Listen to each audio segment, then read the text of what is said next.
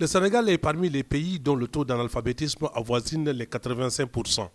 Ce manquement est souvent visible dans le monde rural, mais aussi se déteint sur les institutions des élus, notamment les collectivités locales, le Conseil économique, social et environnemental et le Parlement, où aucun niveau n'est requis pour y accéder. Cependant, pour être un représentant digne du nom, il faut distinguer le droit du devoir pour mener à bien les plaidoyers et les plaidoiries. Voilà le combat dont l'ONG 3D fait sien pour renverser la tendance.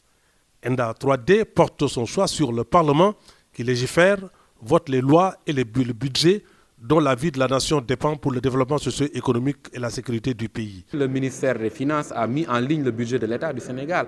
Mais qui parmi nous a pu lire ce budget et entrer et décoder ce budget? Parce qu'il est technique. Ce que nous voulons, c'est arriver à ce que les budgets soient des budgets citoyens, par exemple. Amener le citoyen à pouvoir comprendre le budget de l'État, comprendre le budget des collectivités locales. Donc, c'est dans ce cadre-là que nous avons engagé ce processus d'atelier de renforcement de capacité afin que les acteurs de la société civile maîtrisent les politiques publiques, maîtrisent les institutions publiques pour en parler de façon très légitime, mais aussi de façon très pertinente. Il ne s'agit pas seulement aujourd'hui d'amener les parlementaires à comprendre leur univers, comprendre leur mission. Les citoyens également doivent comprendre la mission et le rôle des parlementaires.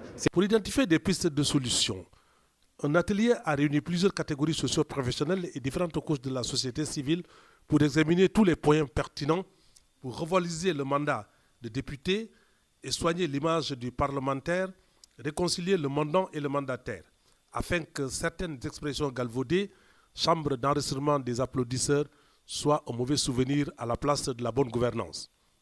L'ouverture des travaux était présidée par le ministre en charge de la bonne gouvernance et en relation avec les institutions, qui a rendu un hommage vibrant aux initiateurs. L'occasion pour le ministre de rappeler les principes fondamentaux de la démocratie qui font appel au débat pluraliste et équilibré dans l'intérêt de tous. De familiariser la société civile, certains de ses acteurs éminents, au rôle et aux fonctions de l'Assemblée nationale dans une société démocratique. Je pense qu'il est important pour la viabilisation de notre système démocratique que les préjugés, les idées reçues et autres jugements erronés sur des institutions comme l'Assemblée nationale, qu'on les dépasse pour expliquer aux citoyens le véritable rôle de cette institution. C'est un plaisir et un devoir d'être là en ce qui me concerne.